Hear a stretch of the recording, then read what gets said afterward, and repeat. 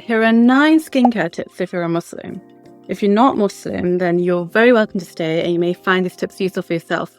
Hi, I'm Dr.ErmaDerma and I'm Dermatology trainee. And you're wondering why I'm watering my plant. Don't worry, you'll find out later on. Tip number 1, timing your skincare with wudu, i.e. ablution. So I remember back before I became a dermatology doctor where I went to a dermatologist for acne treatment. So he prescribed me a topical retinoid and he gave me great instructions on how to use this retinoid, what the side effects are and how many times I needed to apply this. At the end, he asked, do you have any questions? And I was like, yes, when should I apply my retinoid cream if I'm doing wudu 5 times a day? And will this wash off my retinoid cream? And does this mean it won't treat my acne since it's being washed off? And I remember he could not give me a straightforward answer and he essentially said, apply the retinoid when you're not doing ablution. And I felt really awkward afterwards because I felt I asked a silly question.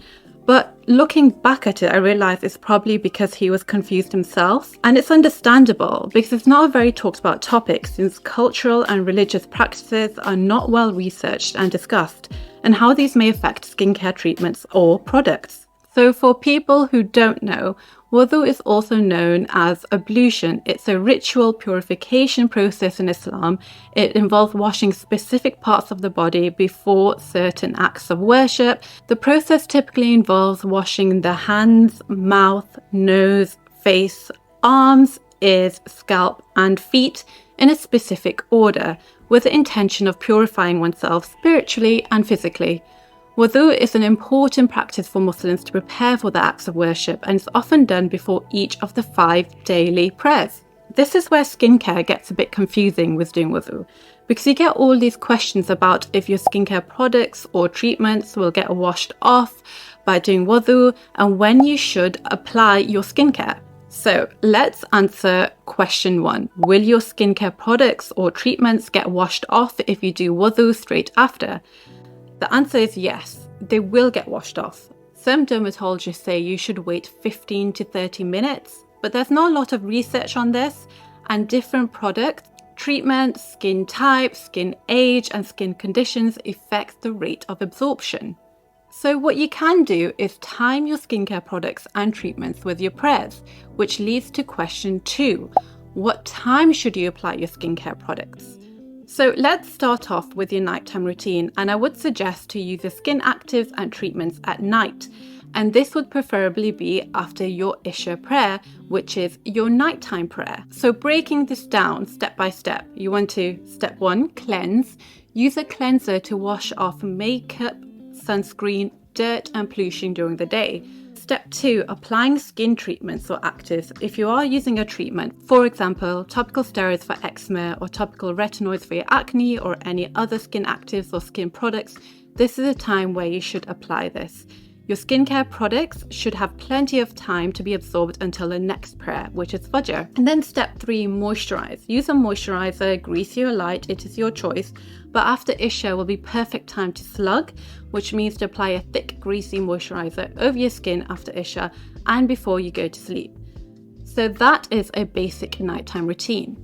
For your daytime routine, it really depends on what time you wake up and stay awake. So if you are awake from Fajr, which is the morning prayer, then do your morning routine then. But if you go back to sleep after Fajr, then do your skincare routine the next time you wake up. Breaking this routine down step by step. So step 1 is optional, which is cleansing. You really do not need to cleanse, but if you do suffer from excess oily skin and you want to cleanse the skin, then by all means. There is no hard or fast rule, but if you do suffer from dry skin, I would miss this step out. Step 2, moisturize. Light or greasy is up to you. Just use a fragrance-free moisturizer that has no irritating ingredients. And then step 3, the most important step, applying sunscreen. So this is super important in protecting yourself from UV rays to help protect yourself from skin cancer, skin aging, burning, and hyperpigmentation, i.e. dark spots. Ideally, you should apply this 2 hourly when you're out in the sun and in the daytime. Okay, so what about skincare for all the other prayers? So for Zohar prayer, which is the midday prayer, this is a time when the sun is the most highest, brightest, and the UV rays are the most strongest and going to cause the most amount of damage to your skin in this time period. So staying safe from the sun during Zuhr is super important. After wudu for Zuhr, you want to apply moisturizer, then wear a sunscreen. So you want to apply sunscreen 2 hourly religiously during the Zuhr time period. And then you want to wear sun protective clothing. And then for Asr, which is the late afternoon prayer, this is where the UV rays of the sun gets less strong, but the sun is still there and the UV rays can still cause damage to your skin. So I would suggest to pretty much do the same routine as Zuhr prayer. So after wudu, apply moisturizer, apply sunscreen, and wear sun protective clothing. So for Maghrib, since it is after sunset, all you need to do is apply moisturizer after wudu. Which leads me down to skin care tip number 2. So with wudu, you need to wash with water, and water is an irritant to your skin. So it can cause irritant contact dermatitis and can cause dry skin and can cause worsening of some conditions like eczema, especially if you're washing several times in a day. So here are some tips to prevent this. You want to wash with lukewarm water, since hot water can cause more water loss from your skin and hence dry out your skin. After wudu, don't completely dry your skin. You want to make your skin damp, so when you moisturize your skin, your moisturizer penetrates deeper into the skin and therefore absorbs better. And just moisturize as much as possible to help your skin barrier. After wudu is a perfect time, so you can end up with a baby smooth skin by the end of the day. And then tip number 3. So when you enter into wudu rooms, make sure you wear your own sandals, since this is a great place where fungi, bacteria and viruses can breed due to the warm and moist environment. If you enter the wudu rooms with bare feet, you're more likely to get fungal foot and nail infections, wart on your feet and sometimes bacterial infections. And make sure you regularly wash or disinfect your sandals. Which leads me to tip number 4. Please do not steal someone else's shoes and wear them. So I remember when I went to a mosque abroad, I had to take off my sandals outside to enter inside. So once I was done doing prayers, worship and exploring, when I went outside, I was searching for my sandals but could not find them. So essentially my sandals were missing or stolen. And I had no sandals to walk back to my hotel and for the entirety of my trip. So I had to walk with no shoes on the scorching ground to the closest market. When I eventually arrived to the shoe shop, my feet was absolutely burning. I mean, I could have taken someone else's sandals and it would have saved my burning feet, but I didn't want to do that. And it's not because I'm a good Muslim and stealing is haram, but it's because I did not want someone else's fungal, warts or bacterial infection to be transferred to my feet. And honestly, prevention is better than cure, because treating fungal infections and warts can be tricky and can take a long time. Bacterial infections on your feet can get very painful and serious. So moral of the story, keep your footwear close, but keep your feet hygiene closer, i.e. do not wear someone else's footwear. So for the person who stole my sandals, it's okay, I forgive you. I'll let it slide on Judgment Day. Tip number 5. So if you do wear a headscarf or a hijab and have been experiencing hair loss, you could be experiencing traction alopecia. This usually happens on the frontal and the sides of your hairline, and it's due to tight hairstyles or tight or heavy headscarf materials or undercaps pulling on your hair, on your scalp. And unfortunately, if you do this repeatedly, the hair loss may get permanent. To prevent this, try to loosen the hairstyle underneath your headscarf. So try not to wear tight ponytails or buns underneath.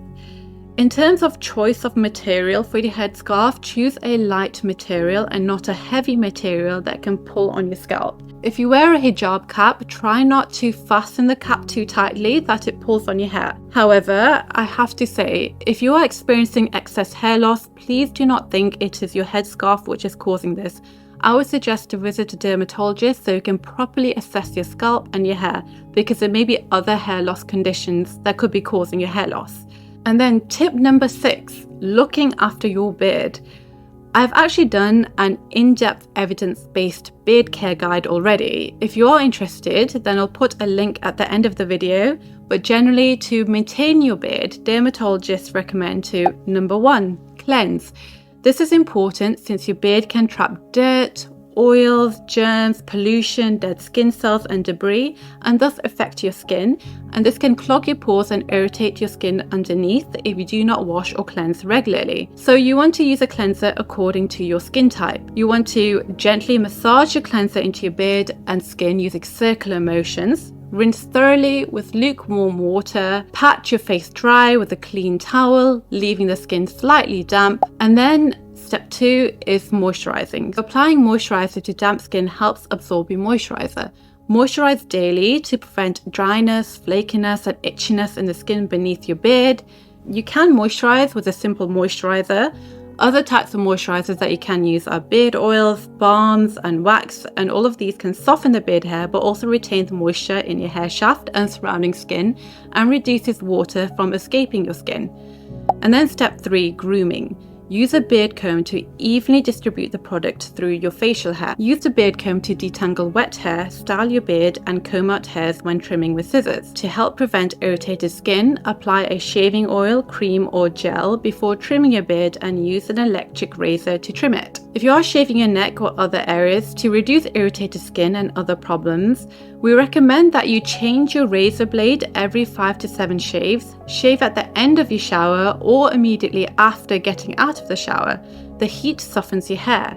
So you want to shave in the direction that your hair grows. Shaving against the grain can cause some ingrown hairs in some people. To stop bacteria from building up in your razor, you want to wash the guards of your razor and store in a dry area.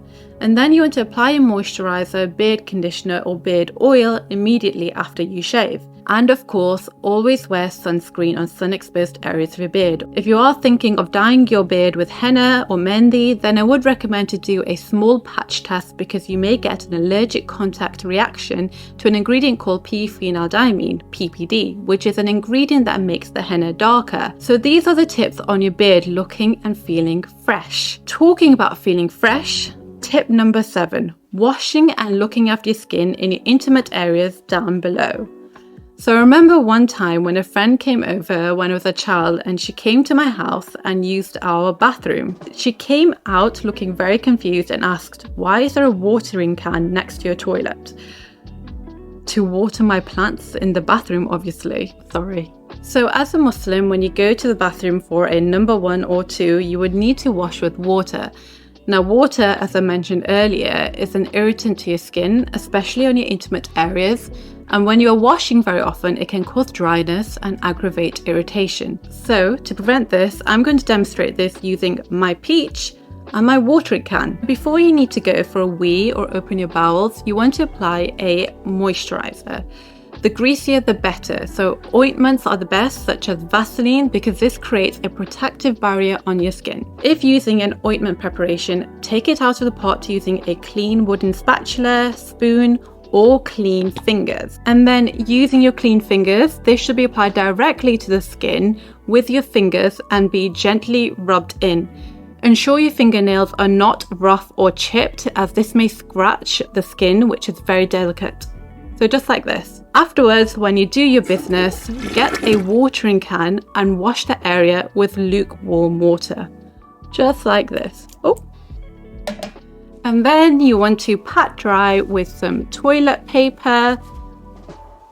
And then again, you want to use a wooden spoon or a spatula, or using your clean fingers, apply the ointment again afterwards using the same techniques as mentioned earlier. So this will give you a very soft and non-irritating peach. However, if you are having excess itchiness, dryness, irritation and pain, then please see your GP or dermatologist to rule out other conditions such as lichen sclerosis. So tip number 8, practicing meditation and mindfulness. So there has been research that meditation, particularly mindfulness, has shown positive impact on skin conditions. Mindfulness techniques might make people feel less worried, help their skin get better, and make them feel better in social situations when they have skin problems. And less stress means less kick-starting of your inflammatory pathway, which worsens inflammatory skin conditions such as eczema, psoriasis, but also less cortisol, which is a stress hormone, which increases your sebum production and blocks your pores, causing acne. The problem is, I had no idea how to meditate or practice mindfulness. I also had no time to make space for these important practices in my daily life. But then it dawned on me, literally as Muslims, prayers is prescribed 5 times a day.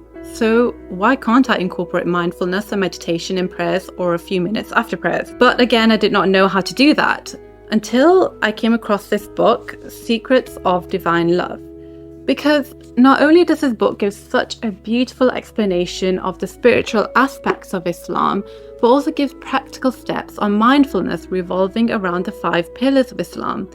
And I really liked a section on how not to get distracted in prayer and observing the illusion, which gives you practical steps on how to manage your distracting thoughts, but also on how to meditate and journal your passing thoughts and feelings throughout prayer and meditation, which really gives you insight to your own mind and highlight where that palpable stress is coming from, which you could not identify beforehand because we are so caught up in the busyness of life. I'll put a link in the description box below if you are interested in the book. But if you are experiencing low mood or anxiety, it is important to note that you should visit a GP or a health professional for this. So last but definitely not the least, tip number 9, which plagues the Muslim community, and it's the topic of colorism, which is the discrimination or prejudice based on the shade of a person's skin tone. So I remember someone was relaying to me the experience of a marriage or rishta meeting. The guy's family came to see the girl and her family. The girl had an olive skin tone and the guy's family basically rejected her, and the guy's mum said to the girl's mum, "No, we're looking for someone who is fairer." The girl's mum just replied, "I think you're looking for Snow White." And unfortunately, I've seen some people in dermatology clinics who come in and say they want to change their skin tone or to give treatments to make them fairer. But it's also sad to see that there are industries that are profiting off of this. And yes, I understand that beauty is in the eye of the beholder, but beauty can also be unconsciously conditioned, especially if it has been long-lasting and has occurred since childhood. And instead, we need to regard colorism as a form of body dysmorphia, i.e. a mental health condition characterized by an obsessive preoccupation with perceived flaws or defects in one's physical appearance. If you are suffering from low self-esteem, low mood, or anxiety about your skin color, it's so important to visit a health professional such as a therapist and a health practitioner like a GP or a psychodermatologist. Your skin tone and skin color is absolutely beautiful the way it is, and it is an expression of your unique heritage, identity, and diversity. The most beautiful people are those that accept and celebrate the beauty in every shade. So if you found these tips helpful and you want to learn more in detail about beards as mentioned in tip number 6, as promised, here is the video of your evidence-based beard care guide. It's leaking by the bottom.